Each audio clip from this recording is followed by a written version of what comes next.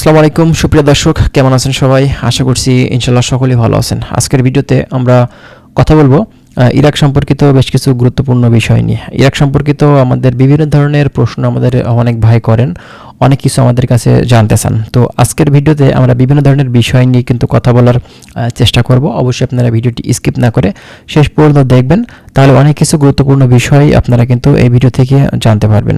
যারা নতুন এসেছেন চ্যানেলটি সাবস্ক্রাইব করে দিবেন, আর যারা অলরেডি করে দিয়েছেন তাদেরকে অসংখ্য অসংখ্য ধন্যবাদ। চলুন তাহলে কথা না বাড়িয়ে আমাদের যে মূল ভিডিও আছে আমরা সেটা স্টার্ট করি। ফার্স্ট অফ অল আমি আপনাদের কমেন্ট নিয়ে কিছু কথা বলতে চাই। আপনারা অনেকে আমাদেরকে কমেন্ট করেছেন, ঠিক আছে, সেগুলো আপনাদেরকে আমি বলি আর কি। তো একটা আপু কমেন্ট করেছে, সাদিয়া, তিনি লিখেছেন যে ভাইয়া মেয়েরা কি যেতে পারবে, আর মেয়েদের কি কোনো কাজ আছে ওখানে? হ্যাঁ, মেয়েরা এখানে কিন্তু আসলে আসে এবং এখানে কিন্তু কাজ করে। মূলত মেয়েদের যে কাজ, তারা তো আর ভাই ফ্যাক্টরি, অফিস, আদালত এইসব জায়গাগুলোতে তো আর কাজ করে না। এরা মূলত কাজ করে হচ্ছে বাসা বাড়িতে। মেয়েদের কাজই হচ্ছে বাসা বাড়িতে, ঠিক আছে, বাসা বাড়ির কাজ তারা করে থাকে এবং তাদের বেতনটা কিন্তু $400 থেকে $500 দেওয়া হয়ে থাকে।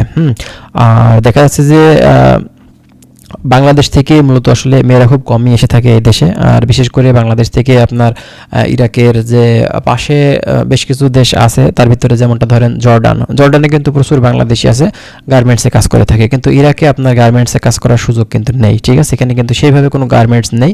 ছোটো ছোটো টেইলার্স আছে, আর গার্মেন্টস দু একটা এগুলো কিন্তু খুবই সীমিত পরিমাণে, ঠিক আছে। তো মেয়েদের কিন্তু এখানে যাওয়ার সুযোগ আছে বাংলাদেশ থেকে। আমার দেখা বেশ কিছু মেয়ে কিন্তু আসলে ইরাকে সেখানে কাজ করেছে এবং অলরেডি সেখানে কিন্তু এখন পর্যন্ত আছে। আচ্ছা, আরেক ভাই কমেন্ট করেছেন, আসসালামু আলাইকুম। ওয়ালাইকুম আসসালাম। ফ্যাক্টরি ওয়ার্কার আসলে ইরাক কেমন হবে? ভাই ফ্যাক্টরি বিভিন্ন টাইপের ফ্যাক্টরি আছে, যেমনটা ধরেন আপনি পেপসি ফ্যাক্টরিতে যেতে পারবেন, জুস ফ্যাক্টরিতে যেতে পারবেন, হ্যাঁ, এছাড়া আপনার আছে পানি ফ্যাক্টরিতে যেতে পারবেন। তারপরে আরও বিভিন্ন ধরনের খাবার, ফুড আইটেম, বিভিন্ন ধরনের ইলেকট্রিক্যাল সামগ্রী, বিভিন্ন রকমের জিনিস যে ফ্যাক্টরি আছে সেগুলোতে আপনি কিন্তু কাজ করতে পারবেন। স্যালারি কিন্তু 400 থেকে 450, 500 এমন কিন্তু হয়ে থাকে, যেটা বাংলাদেশ টাকাতে আপনার 50 থেকে 60,000 টাকার ভিতরে, ঠিক আছে। আচ্ছা, এরপরে অনেকেই অনেক টাইপের আসলে কমেন্ট করেন, প্রশ্ন করেন, আসলে সেগুলো আমরা দেখি। এক ভাই লিখেছেন, ভাই মাল্টিপল ভিসায় আমি যাব এবং দালাল বলে শুরুতে ভিসায় 3 মাস মেয়াদ থাকবে, তারপর নাকি যে কোম্পানি কাজ করবে সেই কোম্পানি 1 বছর পর আকামা করে দিবে, অর্থাৎ 2 বছর, এরকম কোনো সিস্টেম আছে? দেখেন, প্রথমত আমি আপনাকে বলি যে 3 মাসের যে ভিসার কথা বলছে এটা হচ্ছে জিয়ারত ভিসা। আপনাকে জিয়ারত ভিসা দিয়ে সেখানে নিয়ে যাবে, নিয়ে যাওয়ার পরে আপনি কিন্তু এই ভিসাটা দিয়ে আপনি কাজ করতে পারবেন না। আপনাকে যদি 1 বছর ভিসা দেয়, তো এক্ষেত্রে কিন্তু আপনি সেখানে গিয়ে আকামা করতে পারবেন, আর আপনি কাজ করতে পারবেন না।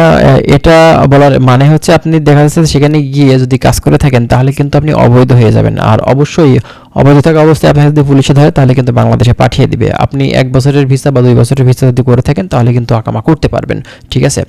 এটা হচ্ছে মূলত কথা।